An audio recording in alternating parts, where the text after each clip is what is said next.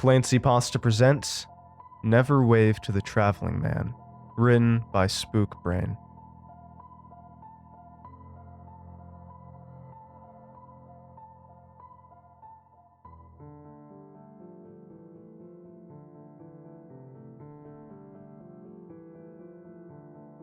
He's already taken 3 kids, but the cops don't believe he exists.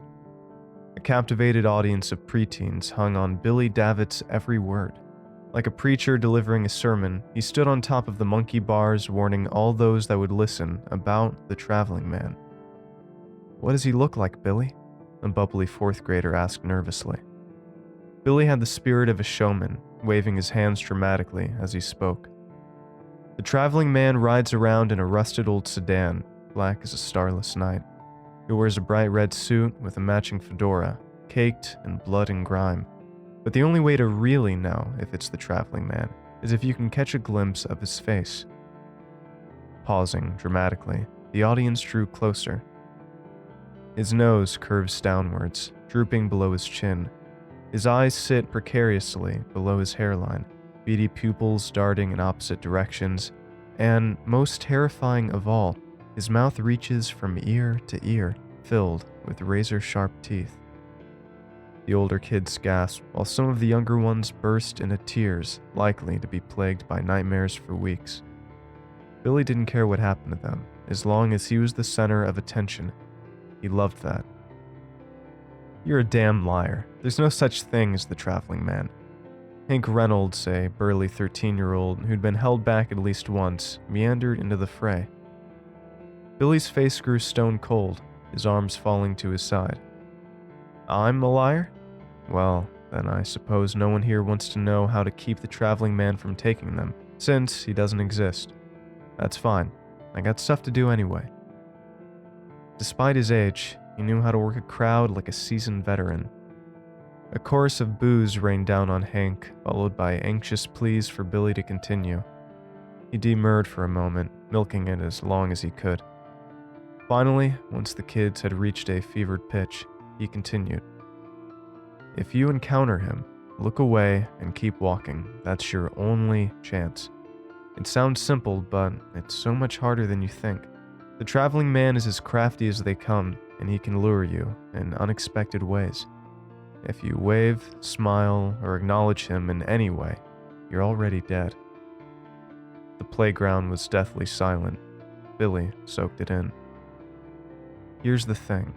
He will take one of us. The question is, will it be you?" Rain slid down the classroom windows, weaving elegant trails through water droplets and bird poop. Billy was absent again. He was absent a lot. He'd show up to class maybe half the time, and when he did come to school, he'd come late. You'd think such egregious levels of truancy would raise some eyebrows, but we lived in a tight-knit community that didn't take kindly to intrusions from outsiders, especially the government. It also didn't hurt that Billy was a holy terror that teachers despised, so in their eyes, when it came to Billy, less was more. I was Billy's only friend, although that label was probably too familiar for him. For someone who loved attention, he sure hated people. Most people, that is. Billy was full of contradictions, embodied by his self-christened slogan, "The smartest, dumbest, most humble kid who ever lived." Maybe he got him. Anytime Billy was absent for more than a day, the whispers would start. The traveling man had become a verifiable urban legend, spreading far beyond the walls of the school. Rumors bounced around the town with frightening speed, and soon, the traveling man had taken on an identity all his own. Descriptions changed, accounts varied, and the lore began to grow. The traveling man owns a pet monkey possessed by a demon. He's the product of a secret government experiment gone awry. He's a cosmic entity who traveled to Earth to unleash a 1,000-year dark reign. The stories kept getting more outlandish. When Billy was in school, and we had a chance to talk, it was clear that he loved what the traveling man had become. "They're saying what?" he'd exclaim, feigning surprise. Billy kept closer tabs on the rumors than I did, but he loved hearing it from me. In fact, it was practically the only thing we talk about. Billy continued his sermons, pouring gasoline on an already raging fire. His eyes burned with that same fire as he spoke, the crowds growing larger each time. Even the teachers would stand on the periphery, listening closely to what Billy had to say. Grinning like a madman, his descriptions of the traveling man grew increasingly violent and morbid. Eventually, it got too much for me. The whole damn town was buzzing and people started to change their behavior. Most notably, you didn't see kids on the streets at night anymore, probably cowering behind locked doors and drawn blinds. Billy didn't care how scared or anxious the town became, as long as people listened to him. Please, for once, can we not talk about him? I'm sick of hearing about the traveling man. Exacerbated with Billy's incessant talking, the words just slipped out. Billy's face dropped. He looked as if I'd slapped him repeatedly. Without saying a word, he stood up from the lunch table and walked to the bathroom. I didn't get a chance to speak to Billy again until the final bell rang. I was feeling guilty, and with the weekend rapidly approaching, I wouldn't have a chance to see him until next week. I'm sorry, man, I didn't mean to offend you. He was already halfway across the parking lot by the time I'd finished. He leapt into his stepdad's barely running pickup, a gas station cigar stuck between his chapped lips. Billy didn't even glance back as they revved onto the street, a plume of thick smoke and gravel left in their wake. Billy was absent the following week, and then the next, and then the next as well. The school was bursting with gossip. Every student had their own theory about what had happened to him. All of them involved the traveling man, of course, but each story had its own spin or variation. I was one of the few who didn't believe in the traveling man. I was there when Billy birthed him from his twisted imagination. Silently, I watched the legend grow into something sinister. Although the traveling man wasn't real, the terror he inspired very much was. Lost in the fear and speculation was the truth about Billy's disappearance, and it seemed I was the only one concerned with that truth. When I approached teachers and administrators to inquire, they'd pat me on the head and say something like, "You're a kind boy, far too kind for that Billy David. Either way, we can't divulge personal information to students." It was obvious that they didn't give a shit. Billy's prolonged absence was a blessing to them. Truant or not, they weren't going to investigate a thing. It didn't hurt that most people in town were immensely intimidated by Billy's alcoholic, gun-toting stepdad. The man had more tattoos than brain cells, and probably just as many weapons. The school was derelict in its duty, and that wasn't going to change. Feeling the weight of the world on my shoulders, guilt weighing me down, I made a bold decision, something I never did. If no one else would investigate, then that duty was my own. Mind on fire, I walked out of school that day with one goal in mind: to find Billy. With a backpack stuffed with snacks, a flashlight, and a BB gun, I snuck out of my bedroom window around 10:30 p.m. My parents were early risers, so they'd been asleep for almost an hour by the time I tiptoed into the darkened streets. I was the good kid, the one who never misbehaved, so I knew my parents would never check on me. Until about 6 a.m., I was in the clear. It took almost an hour to arrive at Billy's house, skulking through alleys and tree-lined paths. His family lived on a dirt-filled acre, littered with junked cars and rusted tools. The house itself was in complete disrepair, rotted trim and shingles hanging on for dear life. Carefully stepping around the trash, I approached from the back. A light buzzed on the porch, a faint glow illuminating the splintered wood. The rest of the house remained dark, ominously looming over the filthy fiefdom. What am I doing here? As my anxiety grew, I began to second-guess my decision. I wasn't sure what I even expected to accomplish by investigating. What clues could I hope to find? I clearly wasn't being driven by logic. My reasoning was much more base. I stood there silently, an internal civil war raging. Two parts of my brain delivered two completely different opinions. Should I stay, or should I go? The simplest questions often have the most difficult answers. Before I could snap myself out of my indecisive trance, the sound of a car engine and gravel crunching did it for me. A pair of yellow headlights appeared at the end of the roadway leading to Billy's house, moving at a slight crawl. Jumping behind a mound of asphalt, I watched as the car cut its light and continued down the drive.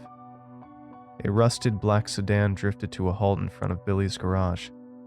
It idled momentarily before the engine sputtered into silence. Trembling, and not from the cold, I peered cautiously from my hiding place. A bulky man in a bright red suit with a matching hat stepped out of the car. He walked towards the front of the home, but his movements were disjointed and inhuman. Swaying like a sapling in the wind, he veered in an uneven pattern with each step he took. With his massive arms, the man violently knocked over a row of empty paint cans. Bending down, he picked one of the cans up and charged a decaying truck sitting on cinder blocks. With a forceful swing, he smashed the back windows, sending shards of glass flying across the yard. "Holy shit, he's real," I muttered to myself. A light snapped on inside Billy's house on the second floor. Much paler than the last time I'd seen him, I saw Billy appear at the window, staring intently into the yard. The traveling man noticed the light, tilting his head towards the source. As they made eye contact, the color from Billy's face drained until he was ashen white. He ran to turn off the light to his room, but he'd already been spotted. Bolting through the back porch, the man charged through the screen door, skidding into Billy's kitchen. Paralyzed with fear, I remained hidden and motionless, but still able to see and hear everything. The light in Billy's room flickered to life once more, and the traveling man swayed in the doorframe, his face covered in shadows. Although I couldn't see Billy, the traveling man was clearly staring at something. Then, with sickening speed, he pounced. From there, all I could hear were the screams, agonized, tortured screams. I begged my body to move, to get out of there, but it wouldn't listen. Planted like a statue, I heard it all, until the silence grew deafening and the lights were extinguished. As soon as the cries ceased, a switch went off in my head. It was an out-of-body experience fleeing the scene. I felt as if I was being controlled by a wireless remote. My movements were not conscious, neither were my thoughts. It was pure survival mode. My legs burned to the point I thought they'd disappear in wisps of smoke. Collapsing on my front stoop, I pounded on the door until my terrified parents found me. I rambled incoherently, spit dripping from my mouth. He got Billy. He's coming. I stuttered through chattering teeth. That's about as much as my parents could get from me. Overwhelmed by shame, fear, and morbidity, I wrapped my arms around my legs and wouldn't say another word. Shortly after the incident, we moved. I distinctly remember my mom whispering on the phone, "My son is traumatized enough as it is. I won't make him relive that nightmare another day longer." It took another 2 years to discover the truth of that night. My parents kept that under lock and key for some time. I'm not sure why they eventually relented, but on a frigid winter night, my dad took me into his study and firmly shut the door.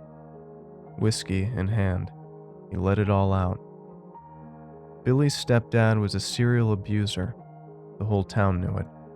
He'd been a cop for many years before the bottle got the best of him, but he still had many close friends on the force. No one dared mess with him. Between his hair-trigger fuse and police connections, he was practically untouchable. After years of torment, Billy's mom finally got sick of him and kicked him out.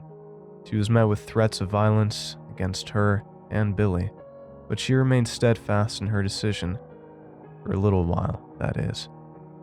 The night she let him move back, he got rip-roaringly drunk and flew into a rage when she turned down his sexual advances. Billy tried to get in his way to defend his mother, but ended up becoming the target of his wrath. Billy didn't make it, kiddo, but he's a real hero, and because of his actions, his mother lived.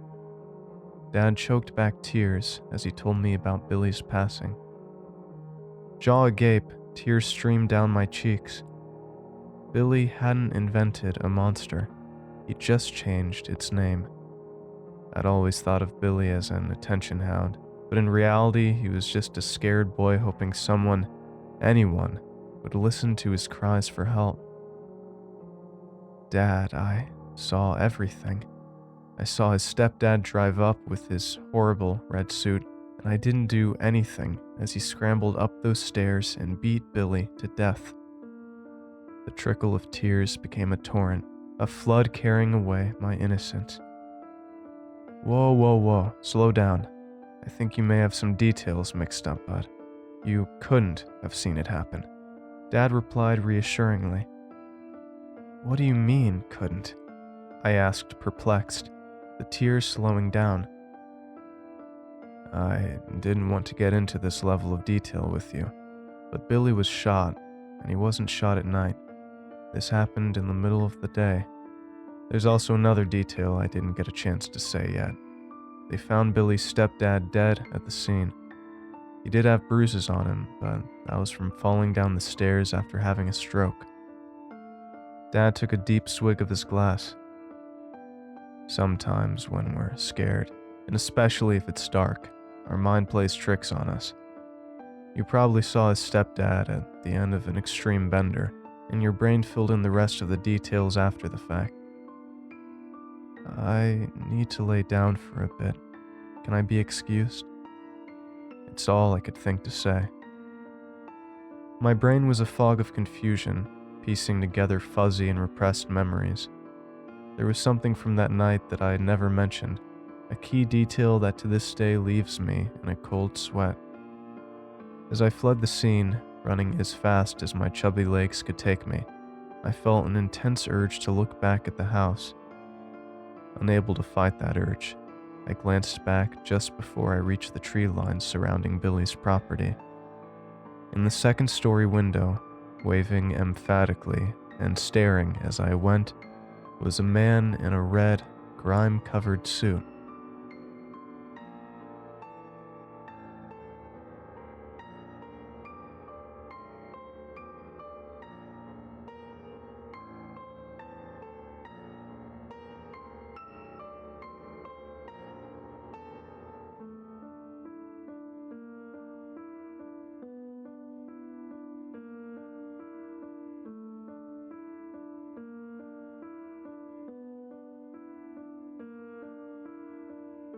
Thanks for watching, and I hope you enjoyed today's video. I want to give a huge thanks to all of my supporters over at Patreon and YouTube memberships. Your support makes these narrations possible, and I appreciate it a ton. If you'd like to join these lovely ghouls, you can head on over to my Patreon at patreon.com/ClancyPasta, or click the join button below to become a member. And if you'd like creepy cool shirts, make sure to head on over and check out my official merch store for some awesome tees, hoodies, stickers, and more. Alright, thank you all for watching, and I hope you have a great night. Cheers.